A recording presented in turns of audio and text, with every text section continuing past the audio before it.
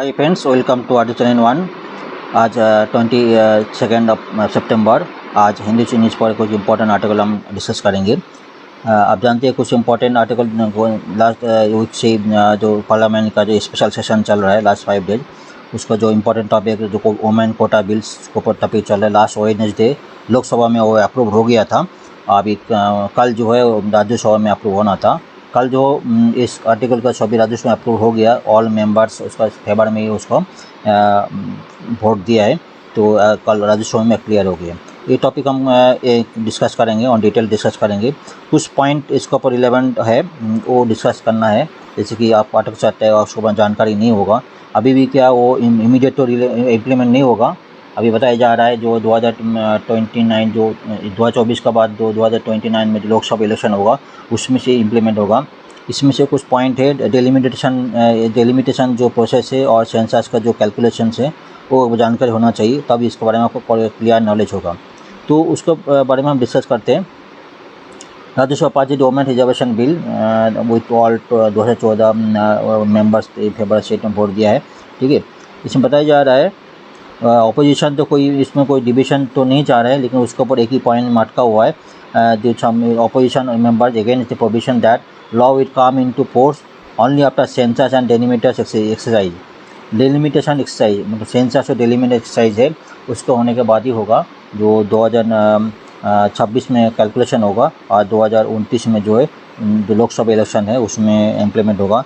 तो इस टॉपिक को वो डेलिमिटेशन प्रोसेस को ऊपर समझना बहुत ज़रूरी है, क्योंकि ये हमारे कॉन्स्टिट्यूशन में है और इसके ऊपर पूरा एक क्लियर जानकारी नहीं होगा तो पॉइंट क्लियर नहीं होगा। तो इस टॉपिक को हम और कल भी हम बताया था और भी कुछ पॉइंट हम बताते हैं। एक्चुअली डेलिमिटेशन प्रोसेस क्या है? डेलिमिटेशन प्रोसेस जो है अब सपोज रीड्राइंग और पार्लियामेंट्री असेंबली कॉन्स्टिट्यूंसीज। रीड्राइंग क्या है? मतलब अब पॉपुलेशन अब कोई भी जो सीट है अभी 543 सीटें है। ठीक है, ये जो है बेस्ड ऑन 2002 में उसके बाद डेलिमिटेशन प्रोसेस हुआ। अभी 2023 चल रहा है। तो मतलब जो उसके बाद जो पॉपुलेशन इंक्रीज हो गया, पॉपुलेशन इंक्रीज में कोई स्टेट में सब साउथ इंडियन स्टेट में जो है पॉपुलेशन कम होता है, और जो नॉर्थ इंडियन स्टेट पर यूपी बिहार में पॉपुलेशन ज़्यादा होगा, वहाँ पे सीटें भी बांटे जाएंगे। तो उसी हिसाब से जो है सीटें जो कुछ स्टेट में सेम रहेगा, कुछ स्टेट में बढ़ जाएंगी। इसी में जो है इसको जो है सीटें जो इंक्रीज कभी सीटें जो मतलब रीलोकेट होगा, रीड्राइंग होगा, इसमें ये प्रोसेस है। ठीक है, as the population changes there is need to readjust the number of boundaries of the constituencies. लगता है आपको क्लियर हो गया। ठीक है, जो पॉपुलेशन अपार्ट फ्रॉम पॉपुलेशन जो जियोग्राफिकल चेंजेस होता है उसको अभी जो political party can unfair advantage of the one over another. ठीक है, इसमें कॉन्स्टिट्यूशन प्रोविजन है। हाँ, कॉन्स्टिट्यूशन प्रोविजन है। एक तो आर्टिकल नंबर 82 में लिखा गया है इसका जो डेलिमिटेशन करना है, रीएडजस्टमेंट करना है बेस्ड ऑन द पॉपुलेशन। उसके बाद आर्टिकल 81, 170, 330, 332 में same composition reservation seat Lok Sabha and state assembly refer to readjustment करने के लिए बोला, बेस्ड ऑन पॉपुलेशन और लेटेस्ट पॉपुलेशन सेंसस जो है उसे भी रीएडजस्ट करना है। इस टॉपिक को उन्होंने बताया था। देखिए, census has been carried out 7 times last independence, but delimitation process I mean 4 times, 1952, 1963, 73 and 2002। ठीक है, लेकिन 2002 में जो कैलकुलेशन हुआ उसके बाद मतलब 1770 में जो लोकसभा इलेक्शन हुआ था सेम है, कोई सीट का कोई चेंज नहीं हुआ। तो इसका मतलब जो है Lok Sabha constitution change as per 1976। मतलब आज का तारीख में 2024 में जो लोकसभा इलेक्शन होने वाला है सेम सीटें है एज पर 1976। इसलिए जो अभी जो बीजेपी गवर्नमेंट बोल रहा है जो अभी जो 2021 में जो सेंसस हुआ है उसका बेस में जो कैलकुलेशन करना भी बाकी है वो 2026 में होगा। उसके बाद जो है इलेक्शन होगा 2029 में, उसमें हो जो 33% वोमेन का रिजर्वेशन होगा। लगता है आपको क्लियर हो गया। डेलिमिटेशन फॉलोइंग दिन 1951 सेंसस इंक्रीज लोकसभा। इसमें देखो 1951 में जो लोकसभा तो उसके बाद सीटें जो 489 आगे 418 लेकिन 494 बढ़ गया। ठीक है, उसको हुई further increase to 552 and 1961 census finally 543 1971 census में, जितना सेंसस होता है उसके बाद जो है पॉपुलेशन का जो है सीटें बढ़ते थे। इसका डिपेंड ऐसा नहीं कोई स्टेट में कितना बढ़ेगा डिपेंड करेगा उस हिसाब से पॉपुलेशन कितना इंक्रीज हो उस हिसाब से, ठीक है। अभी मैटर क्या है, अभी मैटर एक तो हो गया नॉर्थ इंडिया में पता नॉर्थ इंडिया जो है पॉपुलेशन ज़्यादा इंक्रीज होता है बेस्ड ऑन साउथ का जो स्टेट्स है एज़ कम्पेयर टू दैट। वो डिपेंड करते ही बताया जाए कोई फैमिली प्लानिंग है उसे तो उसका डिपेंड करेगा कितना पॉपुलेशन से। तो यही बताया जाए नॉर्थ का जो स्टेट है, नॉर्थ इंडिया जो स्टेट है हमारा, उसमें पॉपुलेशन ज़्यादा हो तो डेफिनेटली उसका जो सीटें भी उस से बढ़ेंगे।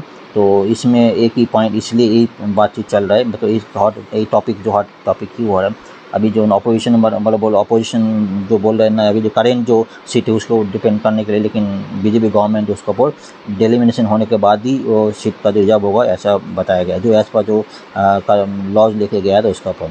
ये लगता है इसके ऊपर काफ़ी हमने क्लियर कर दिया। एक पॉइंट बहुत ज़रूरी थी क्लियर करना, ठीक है। तो हम इसके बाद नेक्स्ट आर्टिकल चलते हैं। इसका नेक्स्ट आर्टिकल जो है, जो कुछ दिन से चल रहा है, जो कनाडा और इंडिया कनाडा के बीच में जो प्रॉब्लम चल रहा है, पॉलिटिकल प्रॉब्लम चल रहा है। तो कल जो है इंडिया जो वीसा सर्विस पॉज हो गया है, तो कनाडा में जो इंडिया जो ऑफिस है उसमें वीसा सर्विस अभी बंद हो गई। उसका क्या इम्पैक्ट पड़ेगा और डिटेल बात करते हैं। और इंडिया जो कनाडा के साथ ये जो ट्रेड रिलेशन और इकोनॉमिक रिलेशन जो है उस टॉपिक पर हम बात करेंगे, जो आपका एग्ज़ाम के लिए काफ़ी इम्पोर्टेंट होगा। जो इस टॉपिक हम कवर करते हैं, जो ऑलरेडी वीसा पॉज हो गए, इस टॉपिक को हम 1 बाय 1 पॉइंट वाइज हम डिस्कस करते हैं। और जो कल ही हमने कनाडा जो सराउंडिंग जो ये है कंट्री जो हम डिस्कस किया, डिस ऑन द कनाडा है, और हम डिस्कस करते हैं।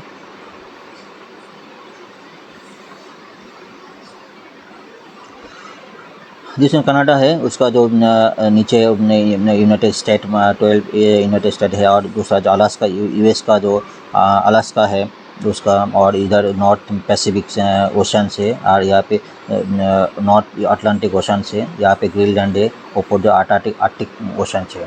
सारी पॉइंट कल हमने डिस्कस किया। और इसका जो है ओटावा जो इसका राजधानी कैपिटल है, और ध्यान दीजिएगा इसका ओटावा कैपिटल है, ठीक है। तो इस टॉपिक को कोई भी कंट्री आएगा उसका कोई भी क्वेश्चंस फिल्म से क्वेश्चंस किसी भी टाइम हो सकता है, हाँ। तो इसका और एक बार बता देते हैं, ग्रीनलैंड है, और यहाँ पे ईस्ट में नॉर्थ अटलांटिक ओशंस, ठीक है। यहाँ पे यूनाइटेड स्टेट और United Alaska, north Pacific ocean, ऊपर आर्टिक ओशंस, ठीक है। और उसका आर्टिकल मेन आर्टिकल तक चलते हैं। तो इसमें बता रहा है, देखो already diplomatic tension Canada continue rise, India on Thursday मतलब कल September 21 को suspend visa service in that country. Canada में जो वीसा सर्विस थे उसके लिए तो उसका बंद हो गया, बंद कर दिया। Announcement made on the visa facility website of the Indian high commission of in Canada में इंडियन हाई कमीशन है, उसमें जो वेबसाइट है वो बंद, मतलब अनाउंस ऑलरेडी बंद हो गया।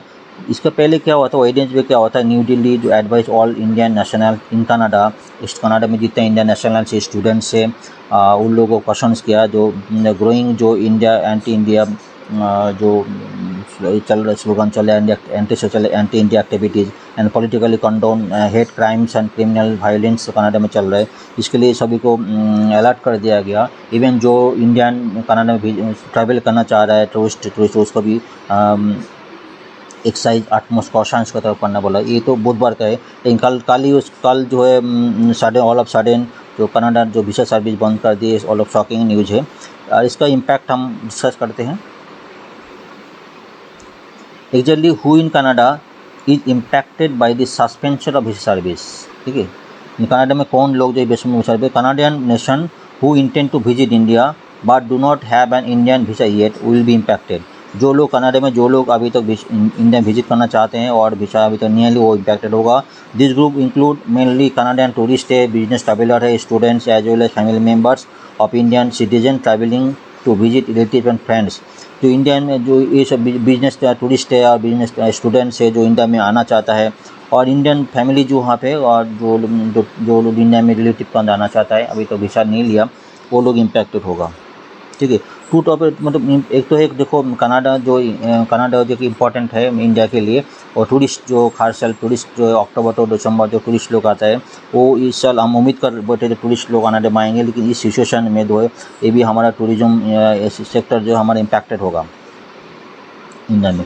Will India origin Canadians OCI card, OCI का मतलब overseas citizen of India card, OCI card जो है be impacted? No, Indian origin Canadians who have a valid overseas citizen of India card और a valid long term visa for India will not be impacted for the suspension of visa service. इसमें impacted नहीं होगा। जो already उनको OCI card है और valid long term visa है for India, OCI card allow holders life time in country and to live and work in country indefinitely. ये लोग जो ऑलरेडी जिसके पास कार्ड है और जो ऑलरेडी जिसके पास वीसा वो इम्पैक्टेड नहीं होगा। जो लोग न्यूली वीसा लेना चाहते हैं वो लोग इम्पैक्टेड होगा।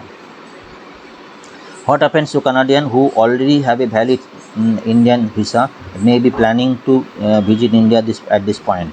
The Canadian will a valid Indian visa जिसके पास Indian visa है will not be impacted by the Indian government latest decision कि as of now their visa stand they are not be cancelled yet। जो अगर visa cancel नहीं किया, अगर visa valid है तो इंडिया वीसा विजिट कर सकते हैं। ये बता how long this situation going to fast, मतलब यही बताएगा जब तक सिचुएशन नॉर्मल कंट्रोल में नहीं होगा और कुछ तो नया रेगुलेशन से नया अनाउंसमेंट नहीं होगा तो ये दो बोले service has been temporarily suspended रहेगी। Could Canada reciprocate with this on card as India seeking Canadian visas? ठीक है, इंडिया जो कनाडा जो वीसा बंद कर दे तो कनाडियन क्या कर रहे हैं? कनाडियन जो गवर्नमेंट जो है so far their visa service remain open. अभी तो कुछ तो बताने अभी तो ओपन है but they can be changed. It can decide on the दोनों जो सिचुएशन को वो डिपेंड करेगा गवर्नमेंट क्या कनाडियन गवर्नमेंट क्या डिसीजन लेते हैं। अभी तो कनाडियन जो है वीसा ओपन है, इंडियन वीसा जो कनाडियन के लिए बंद हो गया। कुछ एग्जाम के लिए कुछ पॉइंट इंपॉर्टेंट है वो जैसे कि what is the situation status of Indian Canadian trade last कुछ साल में जो ट्रेड का क्या इशू है। एक तो देखो मेन तो इम्पोर्टेंट है स्टूडेंट्स 2018 इंडिया हैज नाम largest source of international student in Canada, सबसे ज़्यादा स्टूडेंट का नाम हो जाता है। India Canada have significant trade relation 2022। India has Canada's 10th largest trading partner. Canada में जो 10th largest trading partner India है, ठीक है, बहुत बिगेस्ट ट्रेडिंग रिलेशन है। India total export to Canada added to 4.1 billion US$ in 2022-23 में। वो क्या हुआ था पहले कितना था 2021-22 में कितना था 3.76 US$। सेम चीज़ इंपोर्ट में क्या हुआ था 2021-22 में कितना था 3.31 US$, और 22-23 में 4.05 बिलियन US$ हो गया, मतलब इंक्रीज हुआ। ये मतलब इंपोर्ट एंड एक्सपोर्ट दोनों वो काफ़ी इंक्रीज हुआ। कम्युनिटी FDI कनाडा सिंस 2000 साल में अप टू डेट कितना आ रहा है 4.07 billion US$। Over 600 Canadian companies have presence in India. 600 company Canada में इंडिया में वो लोग प्रेजेंस है। और Indian companies in Canada are active in information technology. जो कनाडा इंडियन कंपनीज है किसी टॉपिक पे काम कर रही है, information technology, software, steel, natural resource and banking sector में इंडियन कंपनीज कनाडा में काम कर रहे हैं। मेजर आइटम क्या का एक्सपोर्ट आइटम करते major export to Canada include gems, jewellery, precision stones, pharmaceutical product, readymade garment, mechanical appliance, organic chemical, light engineering goods, iron steel article, इतने सारे सामान जो है कनाडा में एक्सपोर्ट होता है।